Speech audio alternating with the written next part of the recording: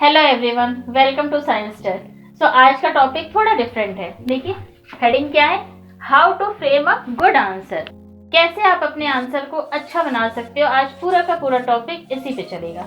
जो फ्रेम है, ये फ्रेम क्वेश्चन के लिए, तो वो क्वेश्चन आपका साइंस से भी हो सकता है रिलेटेड, आपका एसएसटी से भी रिलेटेड हो सकता है, देन आपका हिंदी से भी रिलेटेड हो सकता है और इंग्लिश से भी रिलेटेड हो सकता है। सिर्फ मैथ्स को एक्सक्लूड करूंगी मैं यहाँ पे। क्यों? क्योंकि मैथ्स का जो स्टेप वाइज जो है उसका कैलकुलेशन होता है, तो वहाँ पे आपको फ्रेमिंग नहीं करनी पड़ती है, आपको स्टेप वाइज आंसर जो है अपना फाइंड आउट करना पड़ता है। तो चलिए टॉपिक स्टार्ट करते हैं। फर्स्ट इम्प्रेशन, हमेशा ये ध्यान रखिए कि आपका जो फर्स्ट इम्प्रेशन है वही आपका लास्ट इम्प्रेशन है। तो आप कैसे अपने आप को रिप्रेजेंट कर रहे हैं। आप किसी पार्टी में जाते हैं, आप अपने आप को एकदम वेल मेंटेन करके और मतलब मैचिंग सब कुछ होना चाहिए, इस तरीके से आप जाते हो किसी भी पार्टी में, चाहे बॉयज़ की बात करूँ, चाहे गर्ल्स की बात करूँ, या किसी भी पर्सन की बात करूँ, तो वो अपना बहुत ध्यान रखता है इस चीज़ का। सो आपको भी अपनी आंसर शीट को आपके एग्जामिनर को दिखाना है। वहाँ पे ना आपकी फ़ोटो लगी हुई है, ना ही आपका कोई ऐसा क्लू है कि ये पर्टिकुलर पर्सन का है। तो ये आपकी जो हैंडराइटिंग है, गुड हैंडराइटिंग, यही आपको वहाँ पर रिप्रेजेंट कर रही है। सो यहाँ पे answer sheet is your VC, that is visiting card. जो आपका आंसर शीट है वही आपका विजिटिंग कार्ड है। ये मान के चलिए, आपके विजिटिंग कार्ड जैसे किसी भी पर्सन का होता है, आप उससे मिलने जाते हैं तो आप अपना सबसे पहले विजिटिंग कार्ड अंदर भेजते हैं। किसी भी ऑफिस में जाने से पहले रिसेप्शनिस्ट को आप अपना विजिटिंग कार्ड देते हैं, जो कि वो पर्टिकुलर पर्सन तक पहुंचाता है। अब आपका विजिटिंग कार्ड देख के ही आपके नाम को, आपको वो पर्टिकुलर पर्सन जो है आपको जज करता है कि आप कहाँ से आए हो और आपका नाम क्या है। सेम यही चीज़ आपकी हैंडराइटिंग पे भी लागू होता है कि मीन्स आपका जो आंसर है वो आपके क्वेश्चन के अकॉर्डिंग है या नहीं, ये तो बाद की बात है। सबसे पहले तो आपका हैंडराइटिंग ही वो चेक करेगा कि आपकी हैंडराइटिंग कैसी है, रीडेबल है कि नहीं है। ये रीडेबल है ना, बहुत चीज़ होती है। अब अच्छी राइटिंग है, कंटिन्यूअस, वो जो एग्जामिनर है वो बड़ा खुशमन से है और एकदम अच्छा, आज तो बड़ा अच्छा हैंड राइटिंग है, चलो आज इसको 1 नंबर ज़्यादा ही दे देते। ये बहुत इफ़ेक्टिव होता है गुड हैंड राइटिंग। और वहीं अगर आपने बहुत अच्छे से फ्रेम किया है और वो बहुत मतलब उसको पढ़ने में इतनी दिक्कत हो रही है, तो वो कहीं ना कहीं आपसे वो देगा नंबर, लेकिन कहीं ना कहीं वो अपना जो है, जो उसको प्रॉब्लम हुई है उस आंसर को जो है चेक करने में, वो कहीं ना कहीं तो निकालेगा। ठीक है, तो ये हो गया पॉइंट फर्स्ट नहीं, इसको मैं एक मेन या बैकबोन कहें, इसमें रखूँगी। देन यहाँ पे मैंने कुछ पॉइंट्स लिखे हुए हैं, कुछ वर्ड लिखे हुए हैं actually, who, where, when, why. जब भी आप अपने क्वेश्चन को रीड करते हैं तो आपके माइंड में ये 4 वर्ड्स आने चाहिए और इससे फ्रेम करना आसान होता है। ये मेरा अपना खुद का एक्सपीरियंस है। जब मैं किसी आंसर को फ्रेम करती थी तो मैं ज़रूर ये देखती थी कि यहाँ पे ये क्वेश्चन में ये कौन सा वर्ड जो है फिट हो रहा है यहाँ पे, और यहाँ पे कैसे मैं उस आंसर को फ्रेम करूँ। अब मैं पॉइंट वाइज चलती हूँ कि आपके आंसर शीट आपको मिल गई है, अब आपको करना क्या है। तो सबसे पहले तो हैंडराइटिंग अच्छी होनी चाहिए, ये तो बेसिक क्राइटेरिया है, ये तो होना ही होना है। अच्छा, एक चीज़ मैं हैंडराइटिंग पे और भी ध्यान बताऊंगी कि हैंडराइटिंग आपका अगर नहीं इम्प्रूव कर पाते तो क्या करना चाहिए। तो हैंडराइटिंग अगर इम्प्रूव नहीं कर पाते हैं तो आपके पास एक और टूल है, वो ये है कि आप अपनी राइटिंग को नीट और क्लीन बनाइए। नहीं हो रहा है, प्रॉब्लम हो रही है हैंडराइटिंग को इम्प्रूव करने में, कोई बात नहीं, 4 मंथ्स ही रह गए अब, तो आपको इस पर वर्कआउट इतना नहीं करना है, लेकिन राइटिंग को आपको ऐसा अपनी राइटिंग को लिखना है कि वो नीट एंड क्लीन दिखे, आप मतलब एग्जामिनर को प्रॉब्लम ना हो उसको रीड करने में आपके आंसर को। ठीक है, नेक्स्ट है डिजाइन योर आंसर। अब यहाँ पे चलते हैं और पॉइंट वाइज चलते हैं। यहाँ पे फर्स्ट पॉइंट में मैंने डाला है range and related to question. Range and related to question. अब आपसे पूछा गया है ए और आपने B C D E F सब कुछ भर दिया और ए है ही नहीं। एग्जामिनर वेट कर रहा है, रीड करता जा रहा है, क्योंकि आपकी राइटिंग तो गुड हो गई अभी, है ना, आपने इतनी प्रैक्टिस करी कि आपकी राइटिंग अच्छी हो गई है, और अच्छी नहीं बना पाया तो एटलीस्ट नीट एंड क्लीन तो है ही, है ना। तो अब एग्जामिनर रीड करता जा रहा है और उसको कहीं पे भी ए मिल ही नहीं रहा है, ए हेडिंग या ए टॉपिक मिल ही नहीं रहा है, BCDEF सब कर दिया आपने, तो वो उसकी खुन्नस जाएगी नहीं, फिर वो सोचेगा ये कि रिलेटेड टू क्वेश्चन तो है ही नहीं, है ना। अब आप जब रिलेटेड टू क्वेश्चन नहीं डालते तो आपका रेंज बढ़ जाता है। रेंज यानी कि एक होता है 50 to 60, है ना, 80 to 90 वर्ड्स, है ना, ये वर्ड्स क्या रेंज की बात कर रही हूँ मैं, है ना। तो वो क्या होता है, एक्सीड जरूर करेगा, है ना। जब भी आप रिलेटेड टू क्वेश्चन नहीं लिखेंगे आंसर में, तो वो डेफिनेटली एक्सीड करेगा आपका आंसर। तो वो ढूंढता रह जाएगा कि वो जो पूछा है वो कहाँ है, और वो नहीं मिला तो वो फिर तो सारा बदला लेना है ना उसको।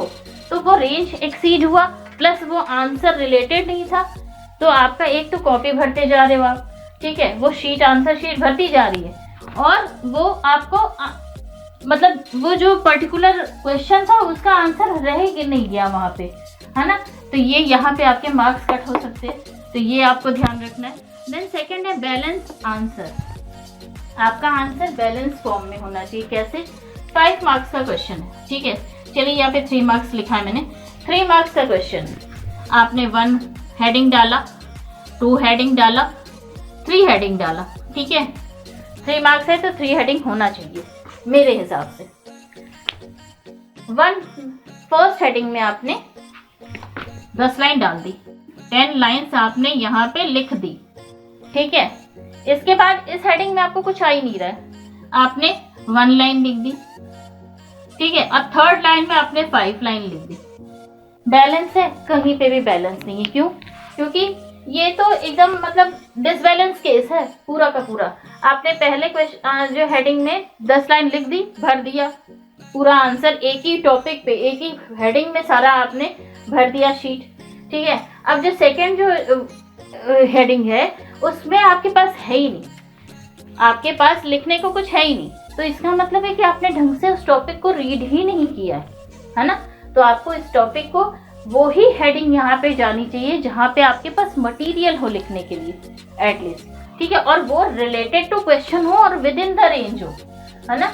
ये सारा कुछ मतलब आपका आंसर बैलेंस हो, रिलेटेड टू क्वेश्चन हो और रेंज के अंदर हो, मतलब ये कि ये जो रेंज है इसके अंदर ही हो, इससे एक्सीड ना हो।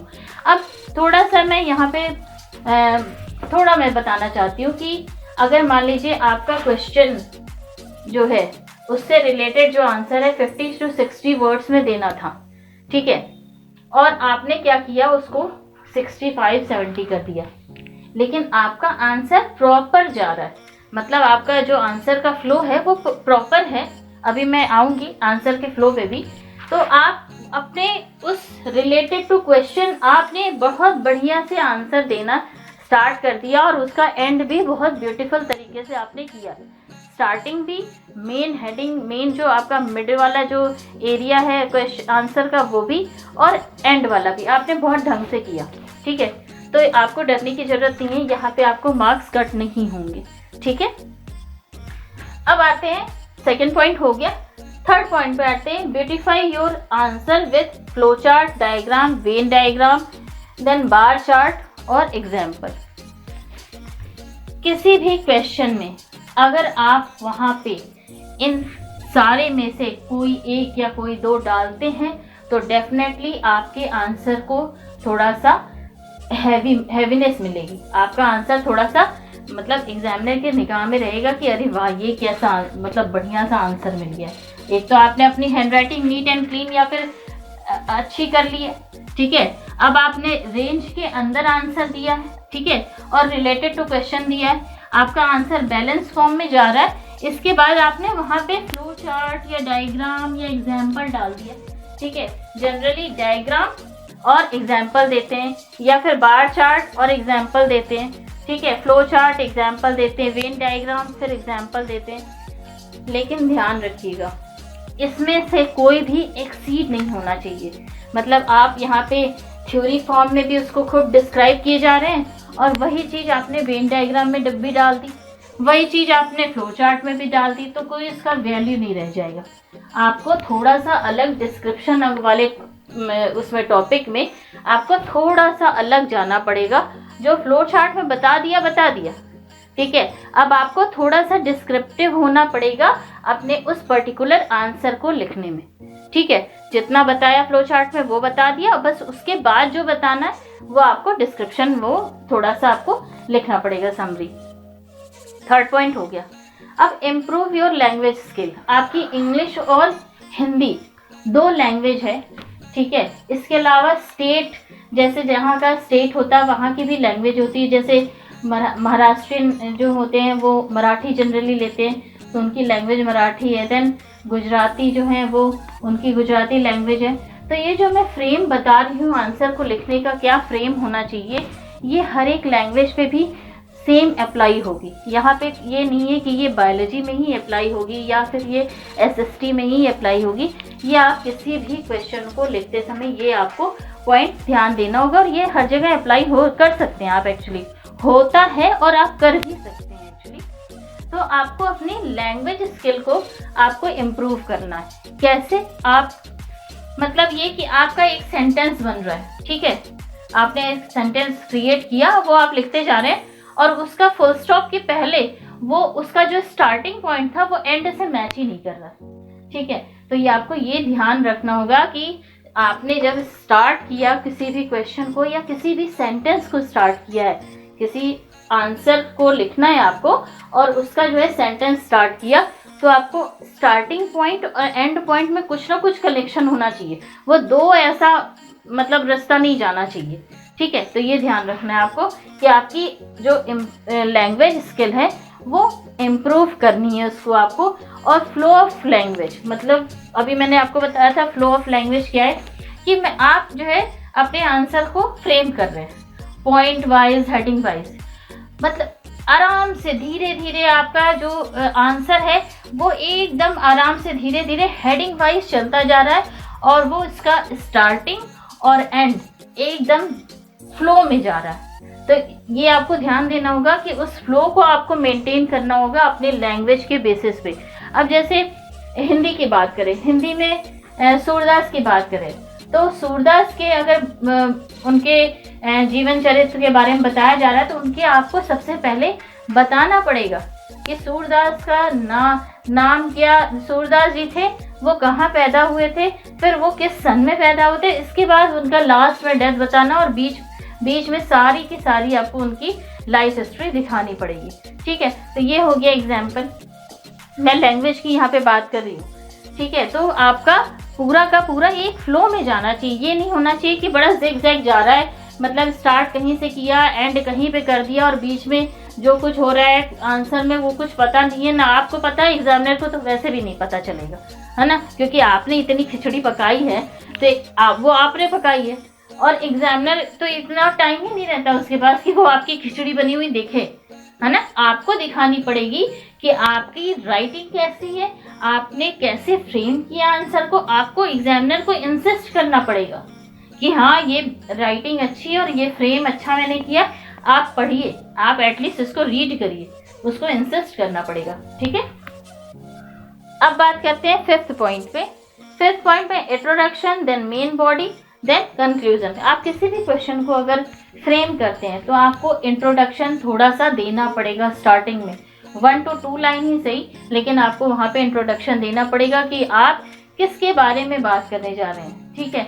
आपने क्वेश्चन का नंबर तो बता दिया है कि हाँ ये आंसर जो है आंसर थर्ड है, थर्ड का ए पार्ट है या बी पार्ट है, आपने वो डाल दिया, लेकिन आपको वहाँ पे थोड़ा इंट्रोडक्शन देना पड़ेगा कि आप किस चीज़ को या किस क्वेश्चन को अटेम्प्ट कर रहे हैं उसमें क्या है, ठीक है। वो इंट्रोडक्शन दे दिया।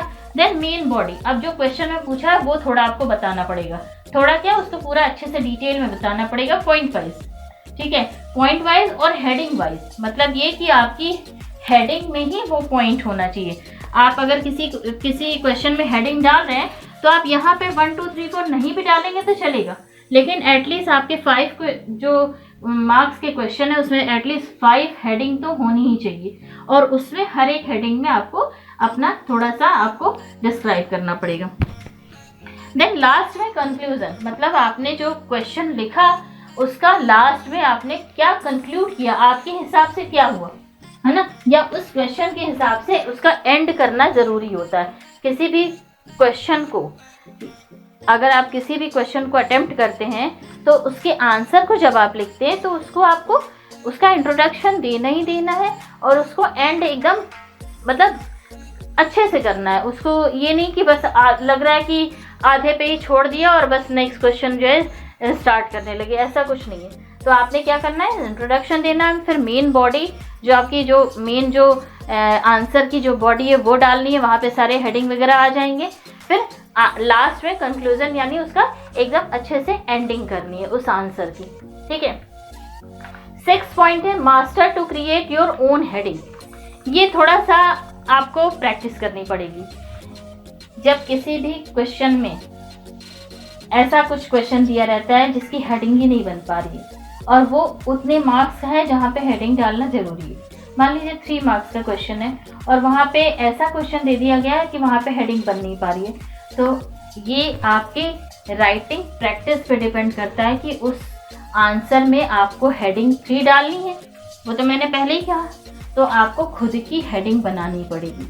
आप उस पर्टिकुलर चैप्टर को या इस पर्टिकुलर टॉपिक को इतनी बार रीड करिए कि अपने आप ही आप उस पर्टिकुलर चैप्टर का या उस पर्टिकुलर क्वेश्चन में आप खुद का बनाया हुआ हेडिंग डाल सकें और ये कहीं से भी गलत नहीं है। हेडिंग आपकी रहेगी, उसके अंदर का कंटेंट तो आपका रहता ही है, तो हेडिंग डालने में क्या बुराई है ना।